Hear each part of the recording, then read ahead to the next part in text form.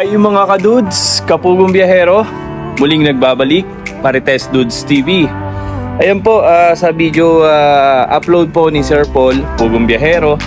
Talaga naman po mga quality na naman ang kanya na-upload. At marami na naman po siyang natulungan sa lugar sa Negros. Tulad nga po ng magtita na kanyang in-upload, which is si Ferdelyn tsaka si Ate Lourdes. Si Ate Lourdes po, ito yung tita niya na may kapansanan na nakakakita, ngunit ang kanyang mga kamay, mitado lang po yung kanyang nahahawakan. Kaya po si Ferdelyn na nagiging kamay. Dahil si Ferdelyn po, yung kanyang pamangkin ay may kapansanan din po at hindi nakakakita simula pa po nung pagkabata niya. Ngayon po sila po yung magtita na pinagawan po sila ng isang pari, kumbaga donation yung bahay na tinitirhan nila. At dito nga po ay na-vlog sila ng ating pugong biyahero na binigyan din po sila ng 10,000 each. 5,000 each pala. Binigyan sila ng 5,000 each ni pugong biyahero. Malaking tulong na po yun. At makikita naman po natin na ang inuulam lang nila ay sitaw, although masustansya po yun, pero yun lang po yung talagang kakayahan ng kanilang budget. So biruin nyo po yun, no? At least napuntahan sila ni pugong biyahero at natulungan. At maraming salamat din po sa yun nga po, sa pare na tumulong sa kanya, sa kanila na magtita. Ito pala ay simula pa nung pagkabata ay alaga na ng kanyang tita. Nakakalungkot lang isipin na sa tanong ni pugong biyahero dito na what if dumating yung panahon na wag naman sana na matagal pa sana, dahil syempre mas matanda yung tita niya kaysa sa kanya, ay bulag siya. So siya yung nagiging mata niya at mas malalo siya mahihirapan pag wala yung tita niya, diba po? Sa mga content ni Sir Paul pugong biyahero, marami pa tayong nakikita, nalalaman na mas meron pa palang higit na mas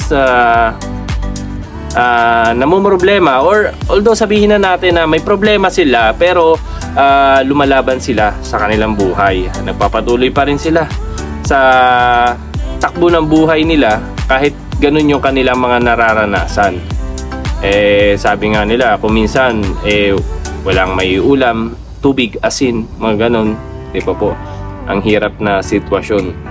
At magaling na nga lang po at merong ganun pabahay na i-donate sa kanila nung pare. So marami pa pong mga content na aabangan tayo sa mga mapupuntahan ni Sir Paul pugong biyahero.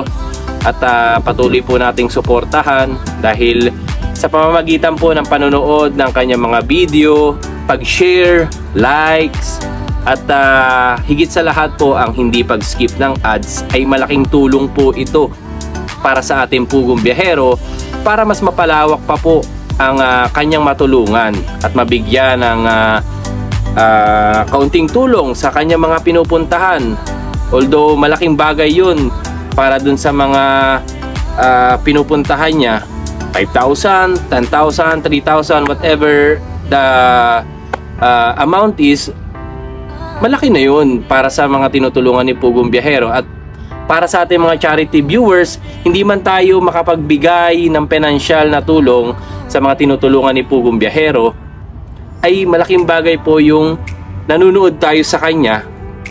At the same time, sinishare natin yung mga video na ina-upload niya.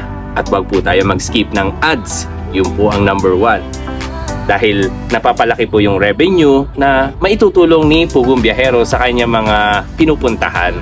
Ayun po. At wag din po natin kalimutan mag-subscribe. Ayan po. Pakadami na din po yung aking munting channel na ito po, si Marites Dudes. Lagi nagmamarites sa mga upload ni pugong biyahero na mga kanyang pinupuntahan. At kinakalap lang naman po natin yung mga kabutihan na kanyang ginagawa. Ayan po, papatuloy po natin ang pagsuporta sa kanya pati na rin po sa buong PB team. Andiyan po sina Madam Yula, PB team Peter Paul, PB team Panday, Tito Ernst TV, Tres Marias, at Tita PB Lab, sa Team Abra, ayan po.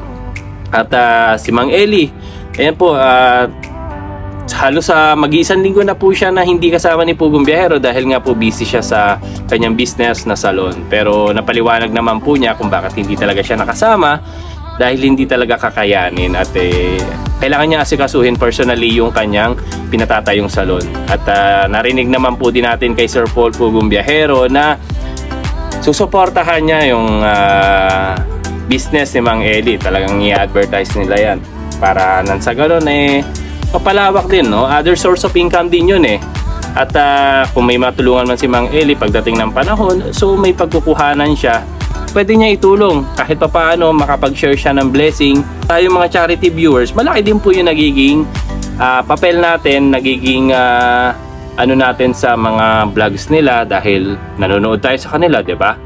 So pagpatuloy lang po natin ang pagsuporta at palawakin pa po natin yan. Magparami pa po tayo. PB team, ayan, Pugong Biyahero supporters, ayan po. Alam ko naman po maraming nakasuporta kay Sir Paul, halos 3.5 million na. Ayan po mga kadudes, kung mapapansin nyo, dito may mga background ko, ang kulit, no? May drama, may ano. Dito po ako sa rooftop ng aming building dito po sa bansang Bahrain. So time check po is 5 PM po ngayon dito. So medyo mataas-taas pa ang araw. Ayan, pakita ko sa inyo yung likod namin. Ayan o, yung likod namin. Oh, ayan o. Talagang literal na nasa Middle East ka. Pag nakita mo yung mga bahay is ganyan. Oh, di ba? Mga bato-bato. Ayan. Tapos dito naman sa kalsada, dito naman kabila kalsada. Ayan. Rooftop po kasi ito. Ayan. Ayan. Ito po yung bilihan ng chocolate. Marami dyan. Mura ang chocolate dyan So dito, yan. Dito ako nakatira. Dito kami nakatira. At halos matagal na din po tayong OFW. May ganito, pa-vlog-vlog din po ng konti kahit pa paano para at least may source of income din, kahit konting kita po, di ba? Mapapadala po natin sa ating mga pamilya. Maganda na din po 'yun as a source of income na kahit pa paano, di ba po? So yun po mga kadudes, Kapugong Biyahero, salamat din po sa pagsuporta sa aking munting channel. At magpapatuloy po tayo sa pagsuporta kay Sir Paul Pugong Biyahero bilang isang reactor. At ipapalawig pa natin yung mga kabutihang kanyang ginagawa, kabutihang mga sinishare sa atin. So paano mga kadudes, hanggang dito muna po ang vlog natin. Huwag po nating kalimutang suportahan lagi sa pag-like and share at subscribe kay Sir Paul Pugong Biyahero. Muli po, ito si Marites Dudes TV. Hanggang sa muli, bye-bye!